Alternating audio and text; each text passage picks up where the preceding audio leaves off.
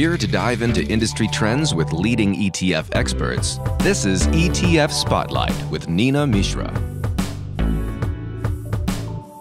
Hello and welcome to ETF Spotlight. I'm your host Neena Mishra. My guest today is Gene Munster, Managing Partner at Loup Ventures.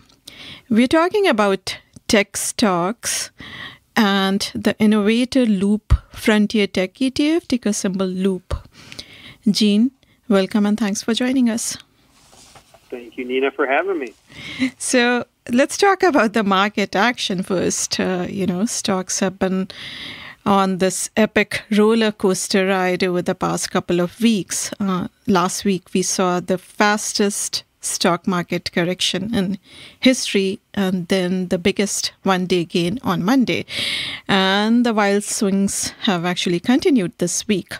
So what are your thoughts on this recent market action?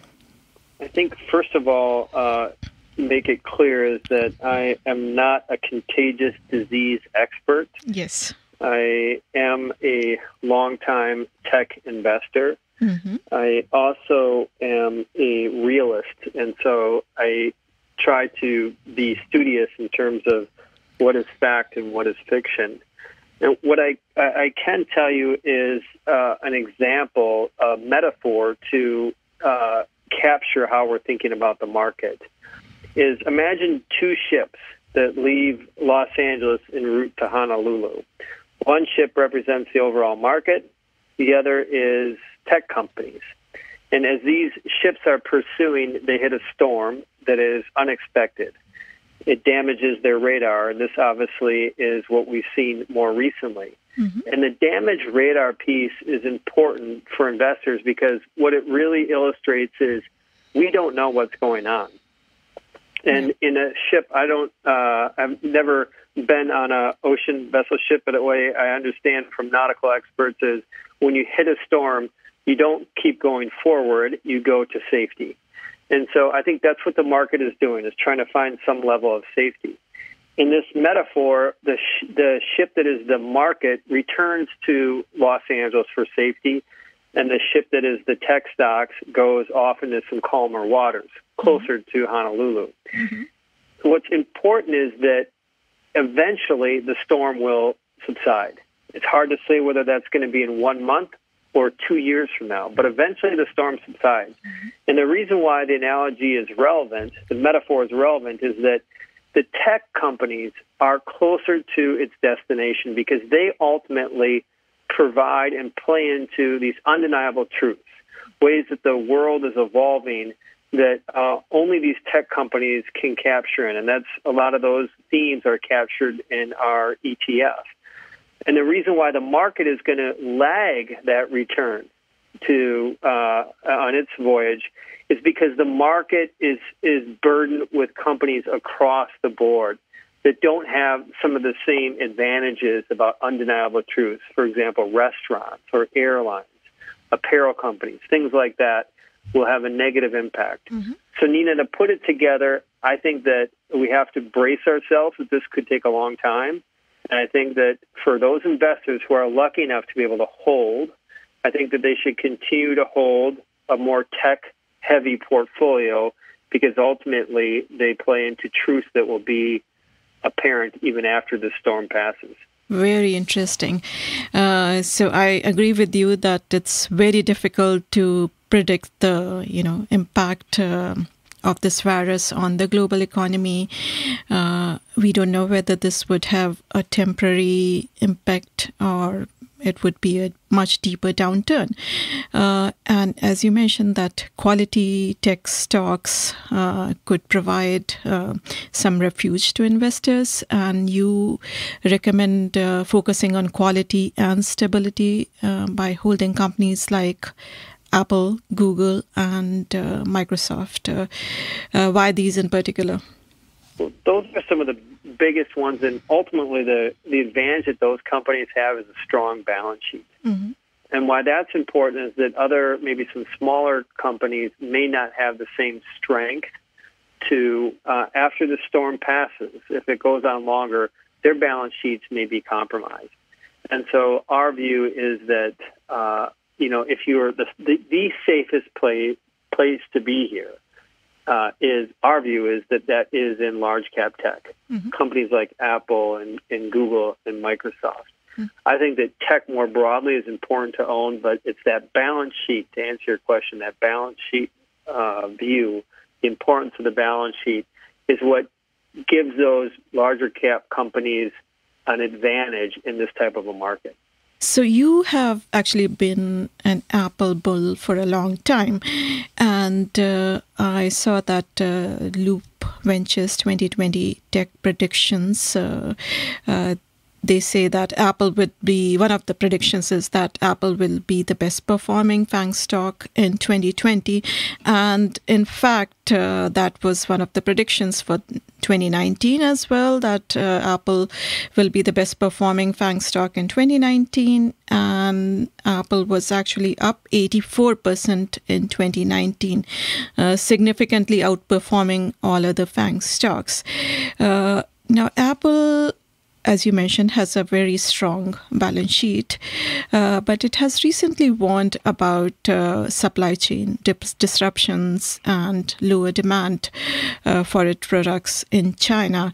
What are your thoughts on impact of coronavirus on Apple short term, and whether there would be any longer term impact at all? So the short term, it's hard to define, as we talked about. We don't know how long this will last. Our expectation as it stands today, if we were just going to make a guess, is that this probably is going to impact the June quarter and potentially the September quarter as well. Not just for Apple, but for everybody. Yes. In the case of the coronavirus, Apple does have a unique risk profile relative to other large technology companies. When I mentioned Microsoft and Google, is that the difference there is that Microsoft has less revenue, Google has almost no revenue from mainland China, and Apple gets about 17% of revenue from the overall, they call it Greater China, which includes Taiwan and Hong Kong, mainland China. So to answer your question, what does this mean for Apple? Is that it adds, to my prediction, it adds a layer of risk that I would not have anticipated a few months ago. And then the question is, do we still stand behind this prediction that Apple will, despite its greater exposure to China, still be the top performing FANG company? And our belief is that it will be. And one of the big reasons is that we expect there will be, even despite all the challenges that this year will hold, we believe that 5G will be a growing opportunity for Apple investors, and this realization that 5G could power a 3-year upgrade cycle for iPhones. Typically, an upgrade cycle, they get one strong year and then one modest, less strong year, and it alternates back and forth. But given the significance of 5G, specifically the user experience being dramatically better than your current phones, we believe that will ultimately be a positive this year. So where does it all come down? We're still positive on Apple and still think this is a must-own in tech. Now, talking a little bit about Microsoft, because you mentioned Microsoft too, and Microsoft is less exposed to China than Apple. And many investors also believe that areas like software and cloud computing, they are rather immune to global economic headwinds. So do you think, looking at the shorter term, Microsoft is a better buy than Apple? And of course, Microsoft is not a FANG stock, so it is not included in your prediction whether that Apple will be the best performing FANG stock. Do you think Microsoft can outperform Apple? The simple answer is the investor needs to make a decision, some form of a guess about how long this will last. And I think if you take the view that this is going to be for 6 months or less, then I think Apple is a better play, in part better investment, in part because the opportunity around 5G, wearables, healthcare, augmented reality, something that is really important to the future of how humans will communicate, but is misunderstood by most. that Apple will play into that. I think that if you take that view of this is going to be a 6 months or less, I think that Apple is still better to own than Microsoft. Okay. If you're going to take the approach that we just simply have no idea and let's assume this goes on for a year, then Microsoft would be the better choice based on what you talked about. Now, I wanted to talk about another very high-profile stock, Tesla, and you have been bullish on Tesla as well. And in fact, Tesla is the top holding in your ETF, Loup. And among Loup Ventures 2020 tech predictions, one of the predictions is that Tesla will exceed street deliveries estimate of 463K. Now, how important is China to Tesla? Will coronavirus-related slowdown in China impact Tesla at all? And to also talk a little bit about Tesla's price, because the stock has surged so much in the past few months. Of course, it has come down somewhat in the past few weeks. But do you have a price target on Tesla? Talk a little bit about that. So first, the coronavirus impact on Tesla, and it will have an impact. And the best way to think about this is a reminder, every company is going to be impacted by this. Apple, Tesla, Microsoft, a carpet manufacturing company, a wedding cake planner, everyone is going to be impacted by this. Tesla, like Apple, will be more impacted because they also have more exposure than a typical tech company to China. In Tesla's case, it's just under 20% of revenue comes from China. As I mentioned with Apple, it's 17%. Most tech companies like Amazon, Google, Microsoft have very little exposure to directly with China. There's indirect exposure, but not direct. So when we think about the coronavirus relative to a Tesla investment, I think the similar approach as to Apple applies, which is if you think that this is going to last for 3 years, that will have a negative impact on Tesla. And what percentage is at risk? Not just the 20% at China, but also the impact on overall spending on big-ticket items that tend to get hit a little bit more when you have recessionary times. As I mentioned, I'm not an alarmist. I'm a realist, but that's something to consider. The reason why we still are comfortable at recommending Tesla, despite those risks, is that this also plays into an undeniable truth around the future of mobility. Cars is going to be electrified and be autonomous. And when you think about that equation, it is a complicated equation because of the other automotive manufacturers that are out there. Will they gain competitively?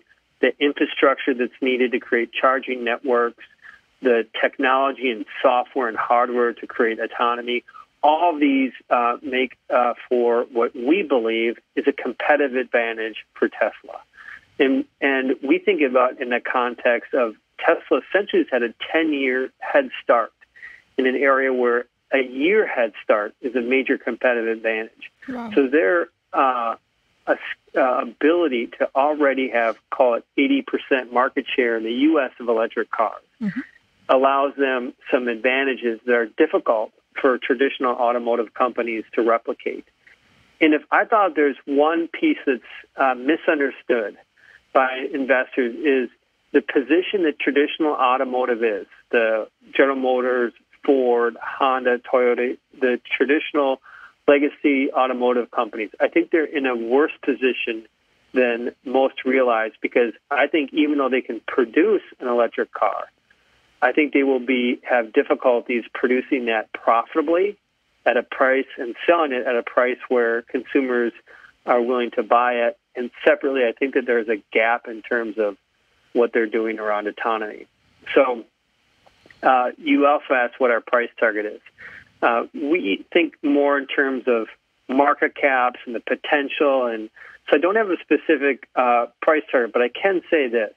If you take an approach that this should be valued similar to other companies that have hardware and software and services, that's Apple, a similar revenue multiple, you can build a strong case that over the next few years, even with some of the headwinds of China, that this could be a greater than $200 billion market cap. Now, I haven't seen Tesla's market cap today. It moves around a lot each day, but that's that is most likely it's kind of in that $130, $140 billion market cap today. So I think that there are, even with some of the headwinds around the macro, there's measurable upside in shares of Tesla. Okay, great. Now let's talk about your ETF, the Loup ETF. It invests in companies that influence the future of technology, and that includes artificial intelligence, robotics, computer perception, autonomous vehicles, virtual reality, just to name a few. Tell us a little bit more about this ETF. Well, think of this as, we talked about the big names. This is more of, there are some bigger names in there like Tesla, NVIDIA, AMD, but of the 30 companies in there, some of them are less known. They are smaller companies. But these companies are at the very cutting edge of those four themes that you outlined about autonomy, computer perception, which is the ability of a computer to see things, robotics, artificial intelligence, augmented reality. Those are like cornerstone themes.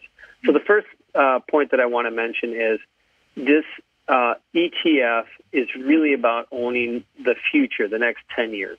This is a way that you don't have to overthink it. You just own the ETF and you have exposure to these themes. The second is our methodology. And we think that the performance of the ETF has done well recently, over the last 6 months, Loup ETF, because of some of our methodology and some of the rules that we have in place. And specifically is we favor companies that are growing, which might seem obvious, but a lot of investors look at the valuation versus revenue growth. Revenue growth is key, and we've been tech investors for over 20 years. And one thing that has been clear over that time is there's no such thing as a value tech stock, a stock that trades that is attractive to own because the valuation is attractive. That historically has been a trap. And ultimately, you need to build rules around growth. We want companies that are growing, because if you're not growing, you're dying. And so that is really the substance of the Loup ETF is twofold. One, to identify massive trends that are undeniable, which we discussed. And second is to create rules around those companies that we filter and add the ones that are growing the fastest. So I'm looking at the sector weights. Information technology is about 62% of the portfolio, and that makes a lot of sense. Industrials about 16%, and then about 13% exposure to consumer discretionary. Looking at the country weights, US is about 67%, Japan about 10%, and then South Korea and Switzerland. Now, looking at the top holdings, as I mentioned earlier, Tesla is the top holding in the portfolio, about 10% weight. And then the second one is AMD with about 6% weight. And I wanted to talk a little bit about AMD as well. AMD was the top performing S&P 500 stock in 2019. It surged about 150%. What are your thoughts on AMD? Do you think AMD can continue to do well this year as well?